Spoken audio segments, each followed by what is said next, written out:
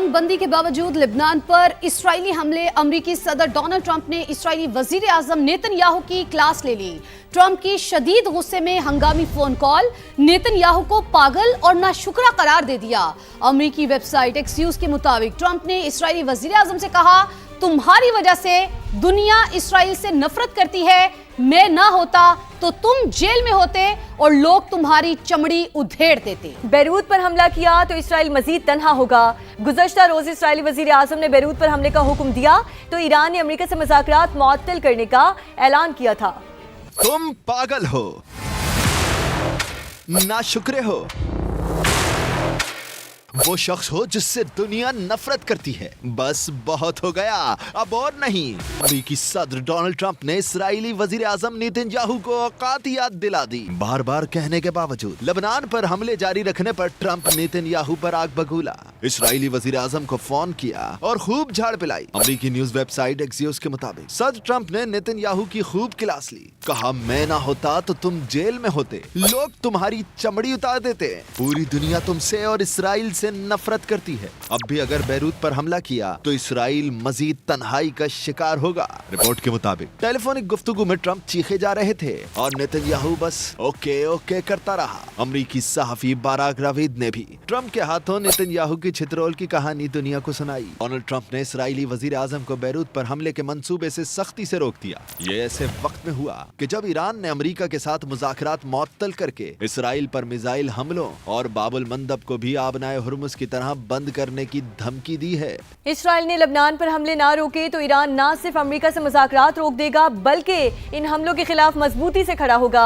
ईरानी parliament के speaker बाकिर कालिबाफ की Lebanon हम मनसब को यकीन दहानी। ईरानी सुप्रीम लीडर के मुशीर मोहसिन रज़ाई ने कहा, ईरानी मुसल्लह अफवाज के सब्र की भी एक हद है, लेबनान में जारियत को मजीद बर्दाश्त नहीं करेंगे।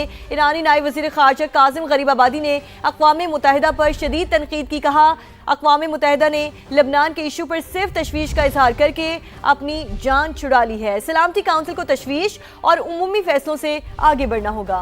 ईरानी मुश्तरका फौजी कमांड के तर्जुमान इब्राहिम जुल्फिकारी ने कहा, अमेरिका चंद मिनट के लिए भी आबनाए हुर्मुज़ पर हमारा कंट्रोल खत्म ना कर सका।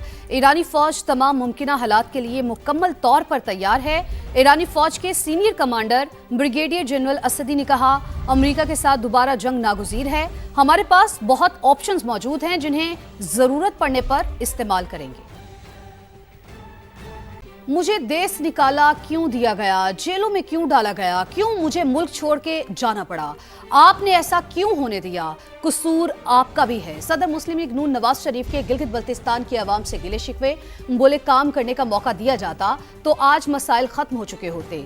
जितने मंसूबे लगे वो हमने लगाए, किसी पार्टी ने यहाँ एक ईंट नहीं लगाई। सियासी जमातें बताएं तरक्याती काम क्यों नहीं हुए, वादा किया कि जीबी में हमारी हुकूमत बनी तो नामुकम्मल मंसूबे खुद मुकम्मल कराऊंगा। किसी मैं पार्टी या हुकूमत के खिलाफ नहीं बात करना चाहता, लेकिन मेरा दिल चाहता कि मैं पूछूं उनसे कि आपको इस मुल्क की हुकूमत का मौका मिला, आपने इस इलाके को क्यों इतना इग्नोर किया, नज़रअंदाज किया, कहाँ लगाया वो पैसा। यहाँ अस्पताल बनाए तो हमने बनाए, बिजली के कारखाने लगाए तो हमने लगाए, किसी और पार्टी का नाम लेके किसी ने यहाँ पे ईंट भी रखी हो शहबाज साहब को भी कहूँगा और मैं मरियम को भी कहूँगा, दोनों यहाँ आए कह रहे कि जी हमें पैसा जो है वो डिविजिबल पूल से मिलना चाहिए। 2017 की अगर कमेटी हमने बनाई थी तो इस काम को हल करने के लिए बनाई थी, अगर बनाई थी तो इंशाल्लाह उसको पाया तकमील तक भी हम ही पहुंचाएंगे। मुझे आपने देश निकाला कई दफा दिया है, मुझसे गिला ना करो, ये गिला मैं सुनने को तैयार नहीं हूँ, क्योंकि ये कसूर आपका भी है कि आपने मुझे से बंदे को देश निकाला क्यों होने दिया, क्यों मुझे मुल्क छोड़ के बाहर जाना पड़ा, क्यों जेलों में डाला गया। हम इंशाल्लाह सारे स्टेक होल्डर्स को बैठाएंगे और बैठा के इंशाल्लाह इसका हतमी फैसला करेंगे जो इंशाल्लाह आपके इंटरेस्ट में होगा। चाइना पाकिस्तान इकोनॉमिक कॉरिडोर का मरकज है, इसको तो बहुत अच्छा होना चाहिए। यहाँ पर जो डैम बनाना था हमने अमीर भाषा, वो उसके लिए मैंने अपने ज़माने में 100 अरब रुपया दिया था ज़मीन खरीदने के लिए। ज़मीन मौजूद है, डैम आज तक नहीं बना। बाबा डैम भी था एक, वो कहता था कि मैं रिटायर होकर उस वहीं बैठ दूंगा कैंप लगा के। मैंने 2-3 बंदे भेजे, मैंने कहा जाओ कैंप तलाश करो कहाँ है, तो वापस आए, मेरा कहीं कैंप नहीं बना। जुल्फिकार अली भुट्टो ने एटम बॉम्ब, बेनज़ीर भुट्टो ने मिसाइल प्रोग्राम का तोहफा दिया। गिलगित बल्तिस्तान के अवाम को हक मिल के दिलाएंगे। 18वीं तरमीम के तहत इख्तियारात भी दिलवाएंगे। चेयरमैन पीपल्स पार्टी। बिलावल भुट्टो का स्कर्दू में जलसे से खिताब, कहा जब तक इस्लामाबाद नहीं मानेगा गिलगित बल्तिस्तान और पाकिस्तान की तरक्की मुमकिन नहीं। हमारा मुकाबला किसी सूबे से नहीं, आलमी सतह पर है। आज एक मेहमान गिलगित आया है, कहीं बुरा ही ना मान जाए।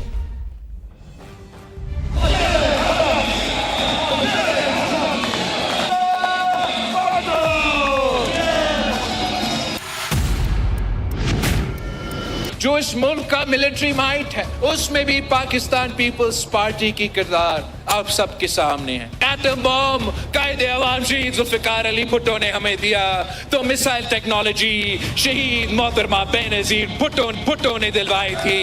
आज एक मेहमान आया है गिलगित पे, वो बुरा ना माने। कोई वजीर आया था, वो कह रहा था कि मेरा दाएं हाथ का काम है, मैं 100 मेगावाट। प्रोफेसर साहब खुश हो रहा है ये कह के कि मेरा दाएं हाथ की तेरा दाएं हाथ का काम था, तूने किया क्यों नहीं अभी तक? कोई इस्लामाबाद में बैठा हुआ बाबू नहीं, गिलगित बल्तिस्तान के अवाम खुद अपना बिजली पैदा करेगा, फिर हम इस्लामाबाद को बेचेंगे। मैं किसी और सूबा से मुकाबला ही नहीं करता हूँ, मैं आलमी सतह पे मुकाबला करता हूँ। हमारा सियासी जमातें ऐसे हैं, वो सीधे इस पे पहुंच जाते हैं कि बेनजीर इनकम सपोर्ट प्रोग्राम को खत्म करो। साजिशें करते रहे, इनकी साजिशें नाकाम होंगे।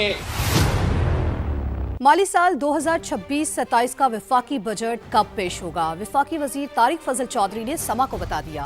प्रोग्राम नदीम मलिक लाइव में गुफ्तगू करते हुए कहा, बजट 10 जून को पेश किया जाएगा। तारीख इसलिए बढ़ाई गई कि मुशावरत हो सके। विफाकी बजट से पहले कोई कानून साजी नहीं हो रही। विफाकी वजीर ने कहा, खैबर पख्तूनख्वा में अली अमीन गंडापुर और सुहेल आफरीदी ग्रुप में कशीदगी बढ़ गई है। हम मुदाखलत करें तो सुहेल आफरीदी की हुकूमत 2 दिन में गिर जाएगी।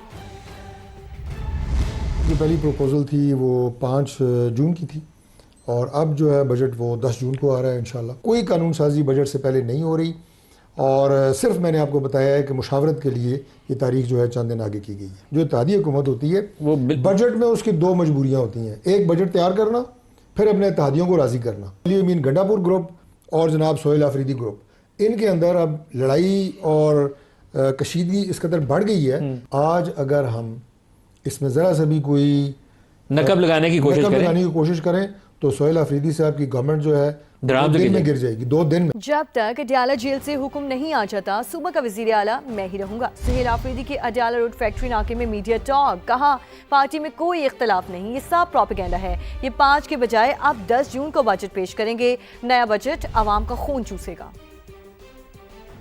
अडयाला जेल से जब तक पैगाम नहीं आएगा तब तक इंशाल्लाह ताला मैं वज़ीर आला ही। ये जो फॉरवर्ड ब्लॉक और ये बाकी सारी चीजें हैं, ये प्रोपेगेंडा है। आने वाला है वफाकी बजट, जिसमें जो है पाकिस्तानियों का एक दफा फिर खून चूसा जाएगा। तभी मुख्तलिफ हरबे इस्तेमाल किए जा रहे हैं उनसे तवज्जो हटाने के लिए। ये अभी बजट पेश नहीं कर सके। आज जो है ये 5 तारीख को बजट पेश कर रहे थे, अभी 10 तारीख को हो गए। पेट्रोल की कीमतों बढ़ाने के अलावा इनके साथ ना कोई फॉरेन पॉलिसी है, ना कोई इकोनॉमिक पॉलिसी है, ना कोई इंटीरियर पॉलिसी है। इनके साथ कुछ भी नहीं है, सिर्फ पेट्रोल बढ़ाने के अलावा। हमारा बजट हम जाने और हमारी आवाम जाने खैबर पख्तूनख्वा, लेकिन वफाकी बजट जो है उसका इम्पैक्ट खैबर पख्तूनख्वा पर भी पड़ेगा, पंजाब पर भी पड़ेगा, कराची पर भी पड़ेगा, बलूचिस्तान, गिलगित बल्तिस्तान, आज़ाद जम्मू कश्मीर पर, इन सब पर पड़ेगा। आप सब ने जो है अपना फोकस वफाकी बजट पर रखना है, क्योंकि ये आप पर एटम बम गिराने वाले हैं।